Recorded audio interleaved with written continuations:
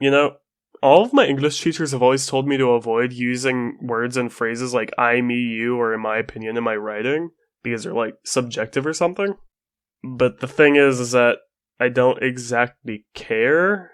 I'm not a critic trying to tell you any objective positives or negatives in any way for this game. I just want to share my thoughts on the game, even if no one exactly cares. And also, I'm not reading this off of a written script, so I don't have to follow all those writing rules. I'm sure you can tell because I'm rambling and making a lot of mistakes saying this. Alright, let's get into the video.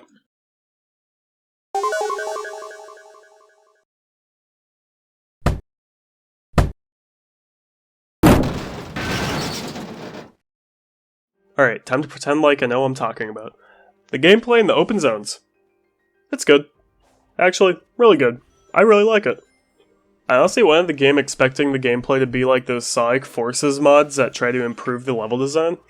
Cause watching gameplay of it before the release, that's definitely what it looked like to me. That's to say that I didn't think the level design would be that fun, but it could be decently fun.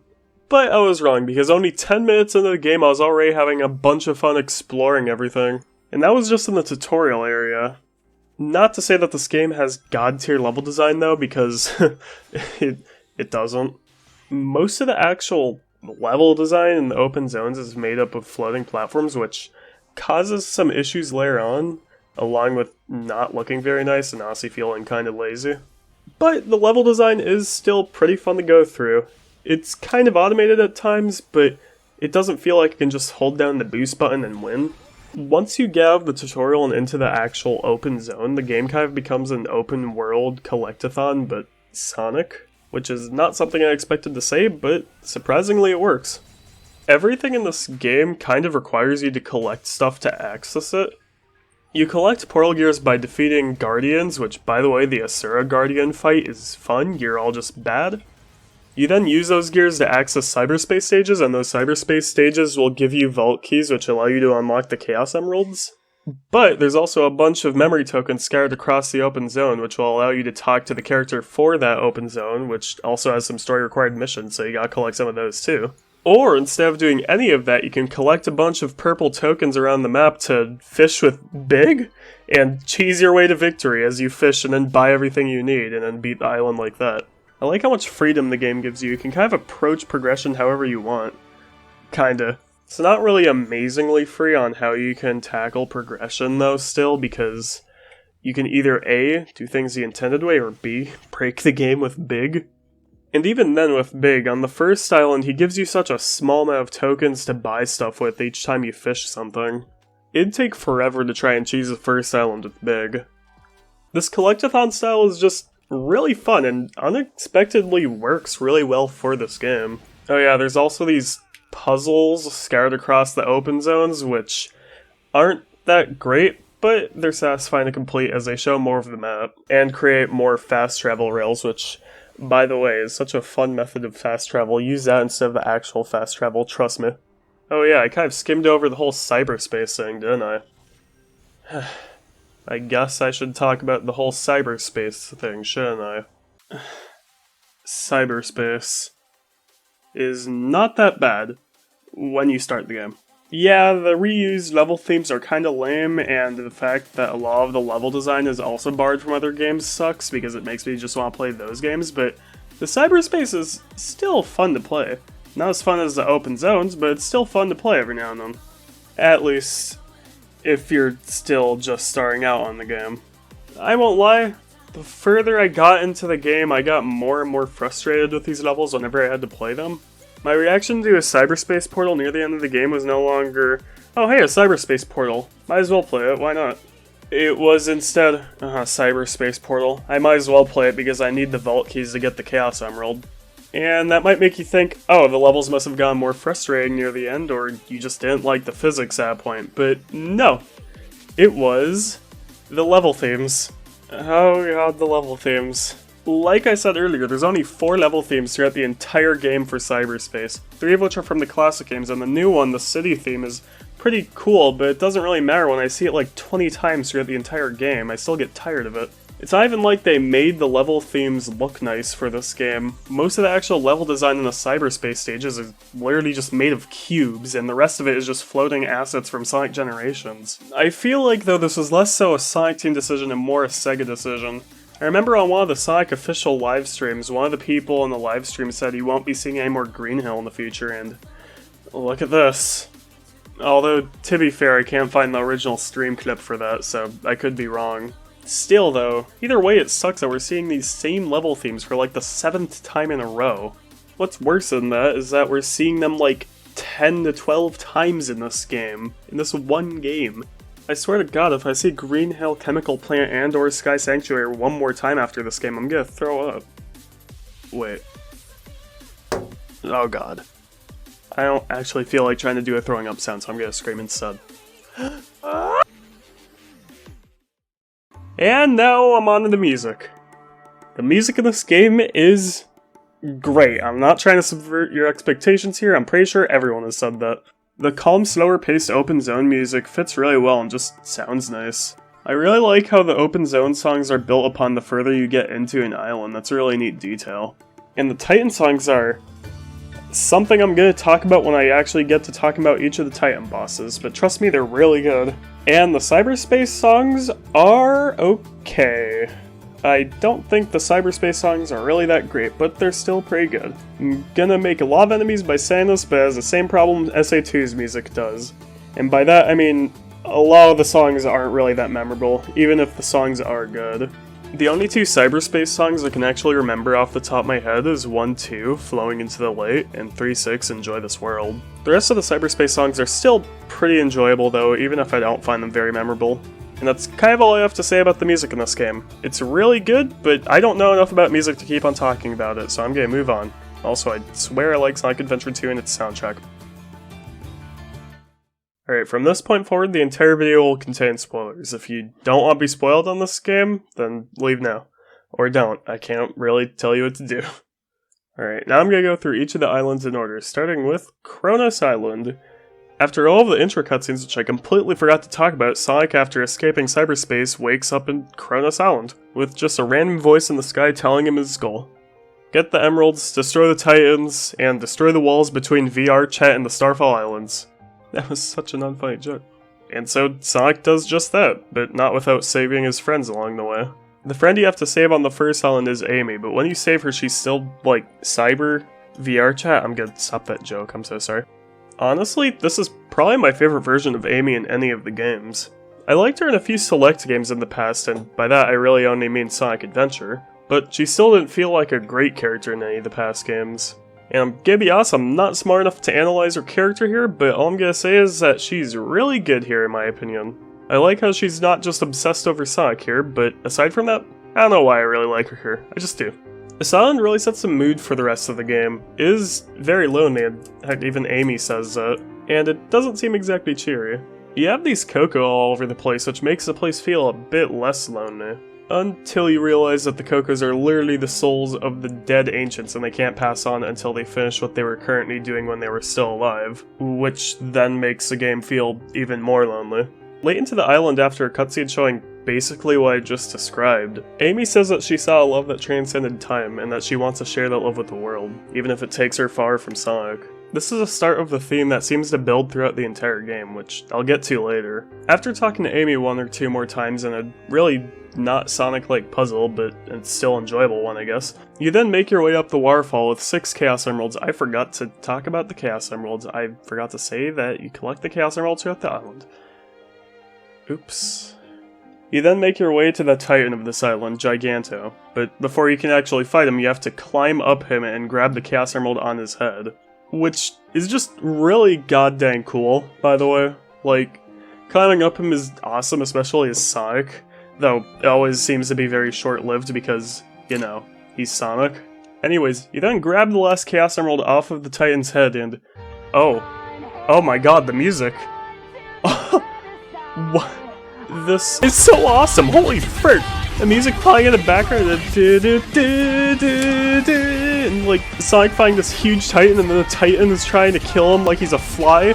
You have these awesome, maybe button mashy, quick time events with awesome animations with them. The boss has laser glow sticks built into them, and it doesn't just look cool, but also plays cool.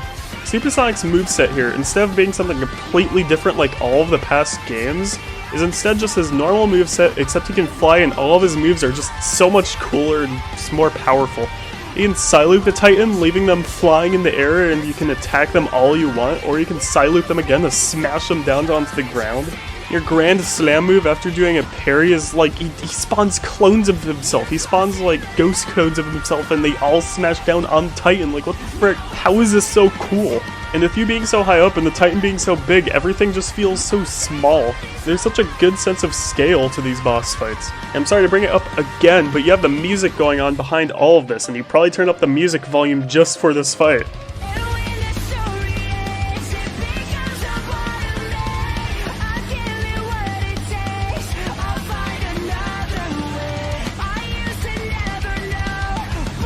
Finally, this kind of music can be played in YouTube videos without a fear of being copyright striked. Anyways, after literally the best boss fight in any Sonic game, Sonic talks to Amy and they both realize that Sonic needs to destroy all of the Titans before Sonic's friends can be freed from cyberspace.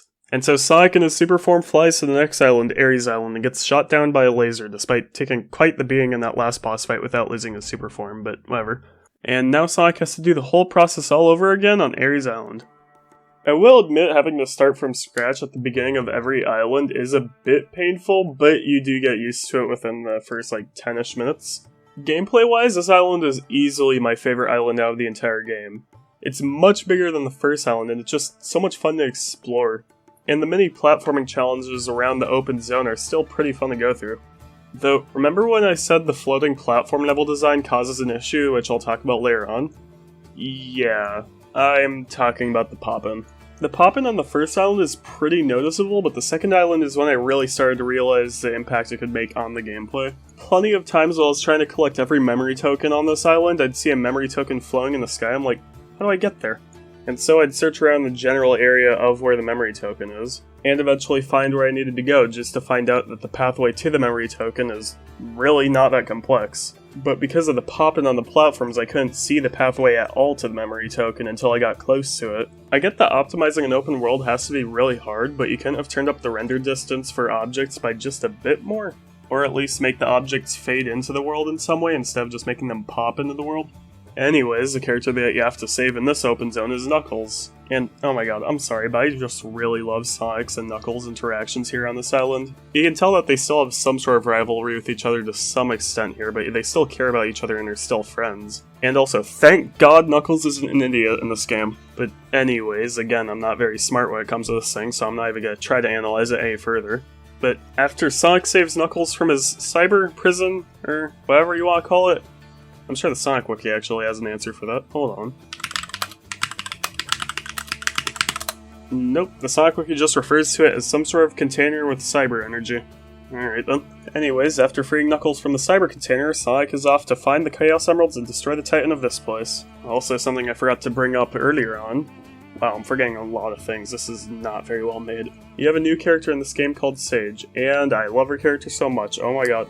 Throughout the game's story, she's basically treated as, like, Eggman's child, and, like, Eggman actually cares about her. I love it so much. I don't have much else to say on her character right now, but her character is really great. One thing I really like about Rhea Island is that even though it's a huge open zone, there's still some linear platforming challenges laying around the open zone, and they work really well with Sonic's current moveset and physics. You're even required to go through one of these obstacle courses and get one of the Chaos Emeralds, and it's pretty fun. I also kind of wish the other open zones had some of this in them as well. Imagine a Sonic Adventure remake with something like this though, where you seamlessly transition from the adventure fields into the actual stages. That'd be so cool. I'm getting off topic now though, so back on topic. Later on into the island, there's these series of cutscenes where first Knuckles stumbles across some ruins which looks like Angel Island to him, and a screenshot of Sonic 3 shows up. I get the point they were trying to make with this, but they really couldn't have made it in 3D or something. This just looks stupid.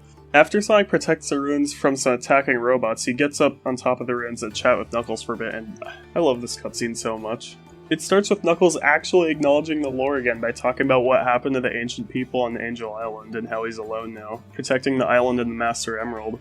Knuckles then says he wishes he had the freedom Sonic has to go wherever he wants whenever he wants. Sonic then encourages him to go out and actually live alone. Knuckles then says maybe he could, but he needs to be returned to normal first. I like this cutscene for 2 reasons. 1, because it actually acknowledges lore again, and 2, because it'll allow Knuckles to show up in future games without everyone asking, why isn't he guarding the Master Emerald? I do wonder how they're going to go about this though, because someone does need to guard the Master Emerald or else Eggman will just snatch it. I've heard some people say that Knuckles could get someone to guard the Master Emerald for him whenever he's away, but who would actually want to take his place in doing that? And who would actually be qualified to try and guard the Master Emerald for him? I think the best way to go about this would just be to have Knuckles destroy the Master Emerald. Because when you think about it, Sonic and his friends are never really using the Master Emerald's power anymore. You only have 2 people trying to use the Master Emerald now. Eggman and Knuckles. Knuckles is only really using it to, well, guard the Master Emerald. And Eggman is using it for evil, and Knuckles would most likely not want the Master Emerald to be in Eggman's hands. Plus, as far as we're aware, Knuckles is the only one who can actually put the Master Emerald back together. So if Sonic and his friends ever need the Master Emerald's power again, Knuckles can just rebuild it again. Well, not without doing some treasure hunting stages first, but you get what I mean, probably. Anyways, after a puzzle, an annoying one this time, Sonic makes his way through a tunnel to face the Titan of this island, the Wyvern. I hope I'm pronouncing that right. But first he needs to climb one of these towers to actually get to him, because he's pretty high up in the sky. I also really like the design of this Titan. It's like a flying insect robot thing, which also means I really don't like the design of this Titan, but I also still do like the design of this Titan, if that makes sense. I also really like that throughout your time on Ares Island, the Titan is always flying overhead, casting its shadow, which is kind of intimidating, not gonna lie. Once you get to the Titan, you have to run across this trail which it creates, which is pretty cool the first time, but it gets pretty boring on repeat playthroughs. Though you can't replay the Titan fights for some reason, so I guess that doesn't really matter. But I don't care about that because I still want to replay the Titan fights, please let me do it. Anyways, imagine how cool it would have been if it was forming an entire obstacle course for you to go through, instead of just a boring flat trail with some electric shots that you need to dodge. It would have been so cool to have to navigate this whole obstacle course that's building right in front of you while still keeping up the pace so I don't fall off the end of the trail.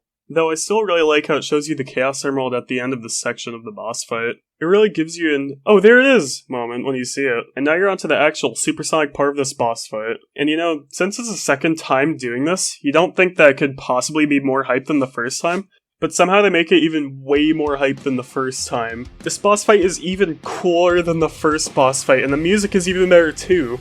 And it's so much more fun to play than the first one as well. You and the Wyvern fly across the entire island, and Sonic has to trail behind the Wyvern and catch up while there's a bunch of rockets and lasers flying across the entire island headed right for Sonic. Once you finally catch up to the Wyvern will try to attack Sonic, and Sonic has to parry the attack.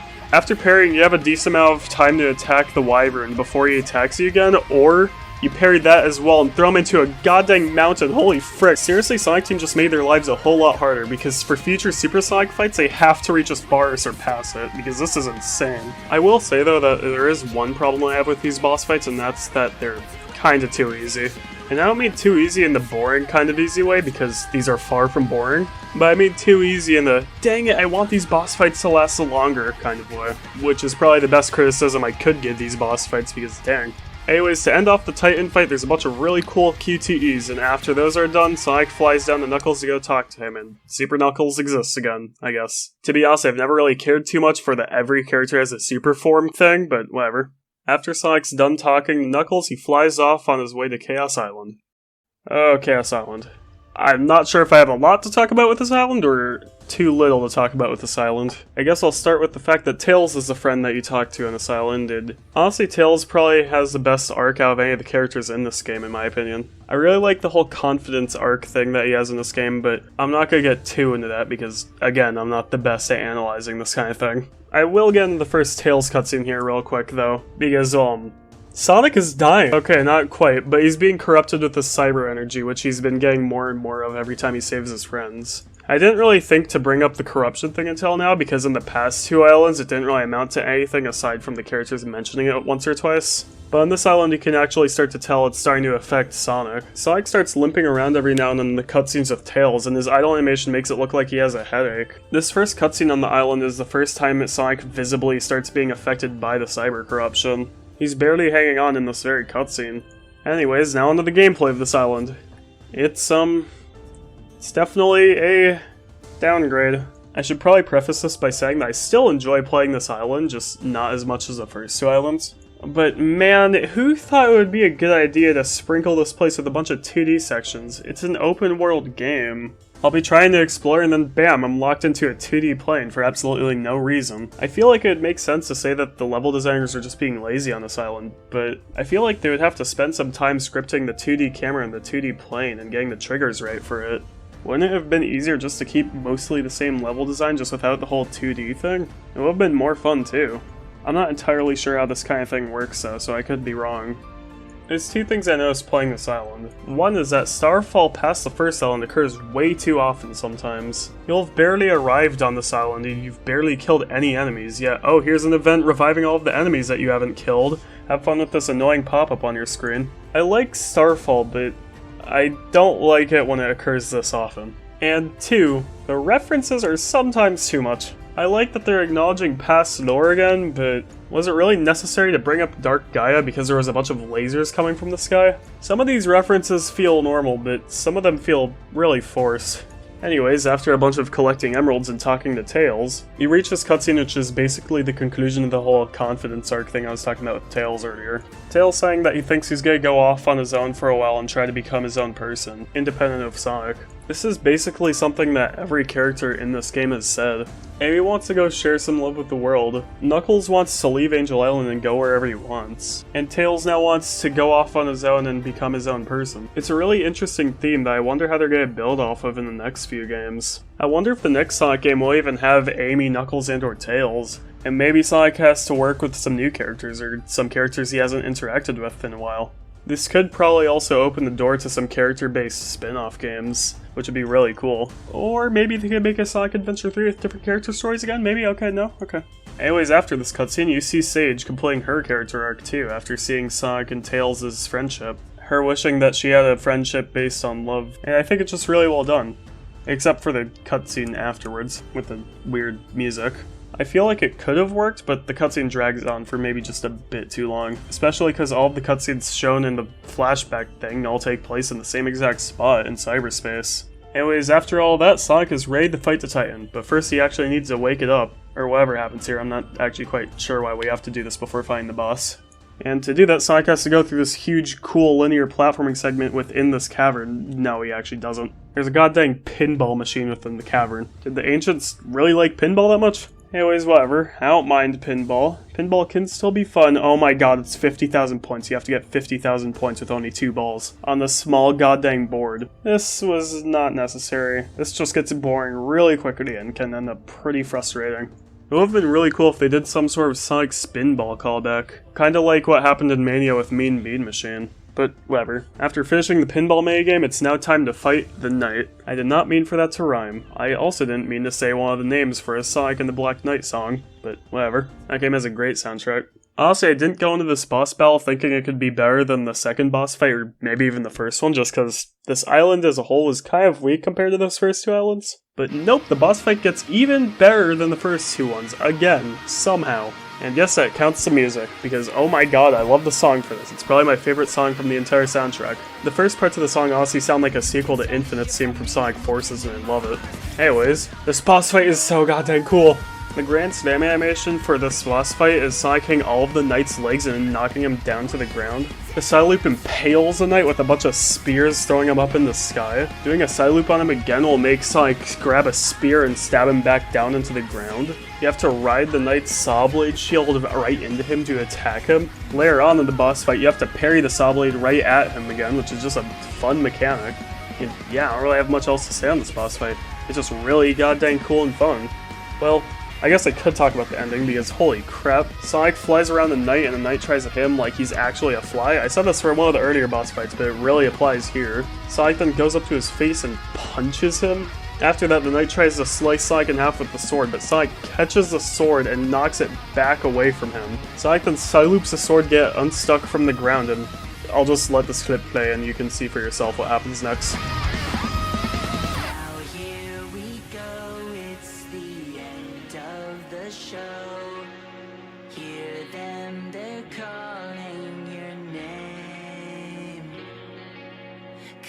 Holy crap, this game is so cool.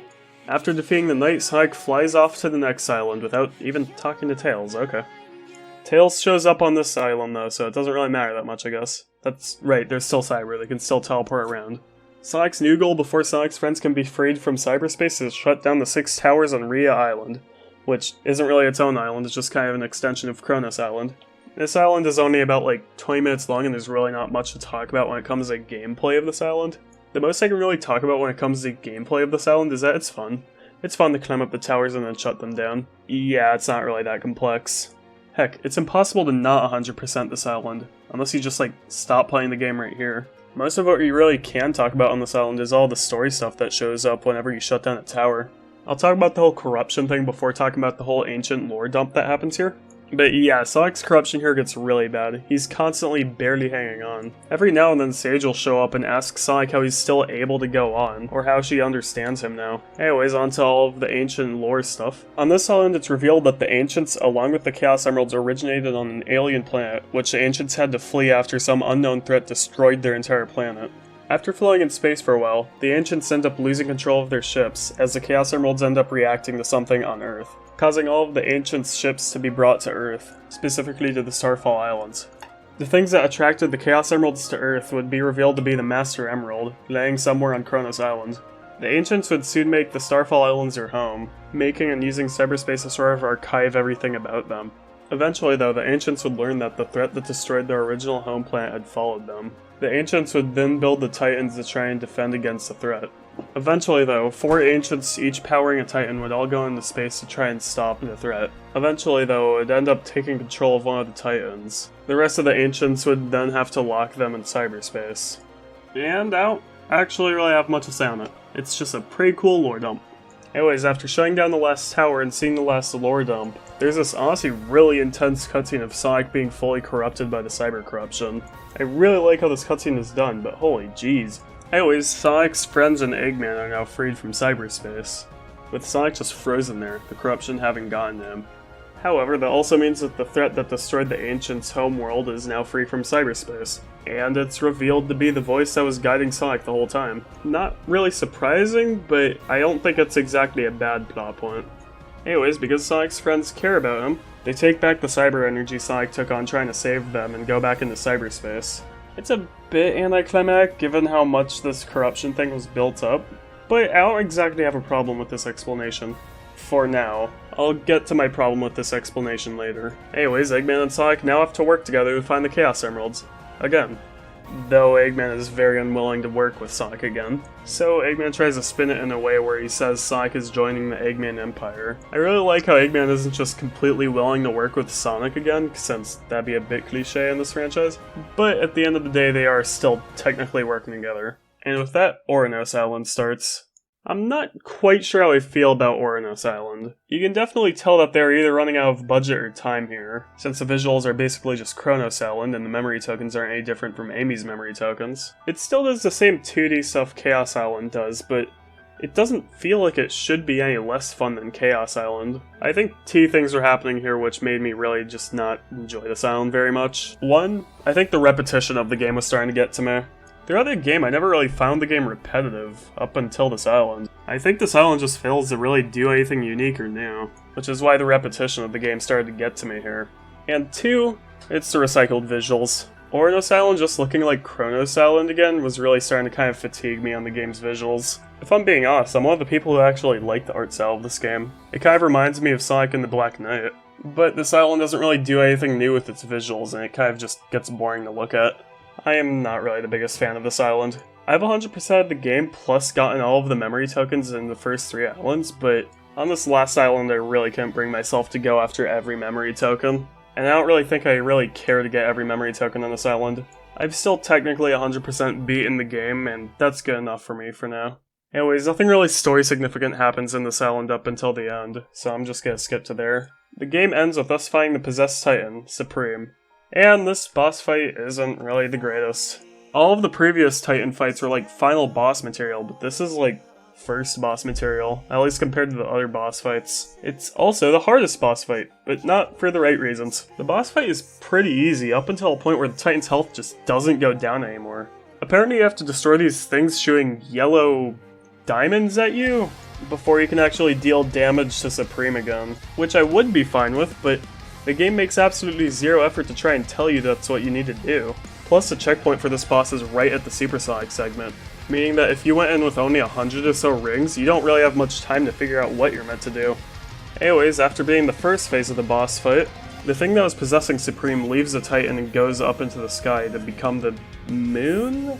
Which is apparently its final form, Sage says. Anyways, Sage takes control of Supreme and both Sonic and Sage fly up into the sky to stop the moon, I guess. Which is called the End. What creative name? Yeah, just the End, okay. Both Sage and Sonic defeat the End by just doing a few QuickTime events.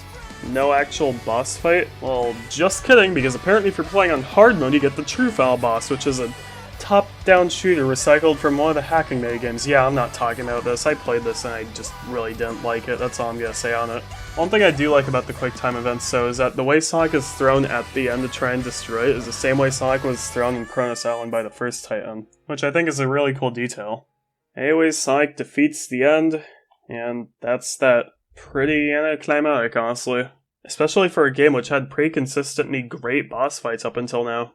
I like the cutscenes after the boss fight though, as it leaves a satisfying enough ending. It really kind of drives home the idea that all of Sonic's friends are gonna go their separate ways after this adventure.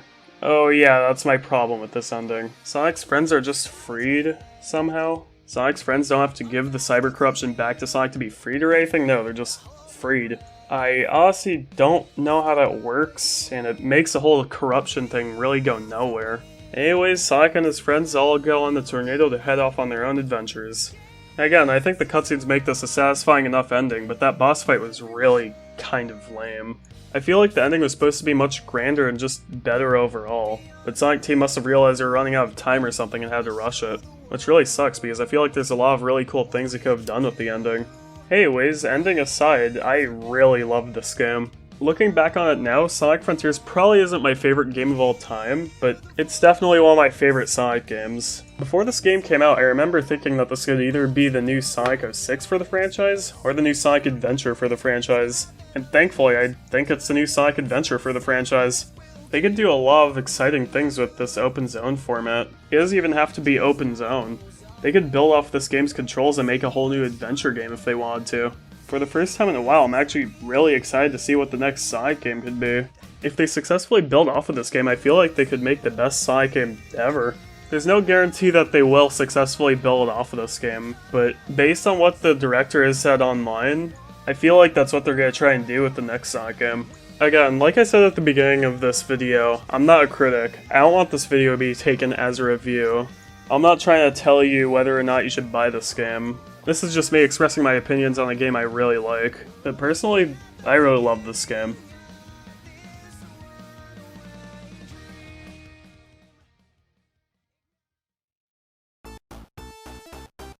And oh my god, that was a much bigger project than I expected it to be.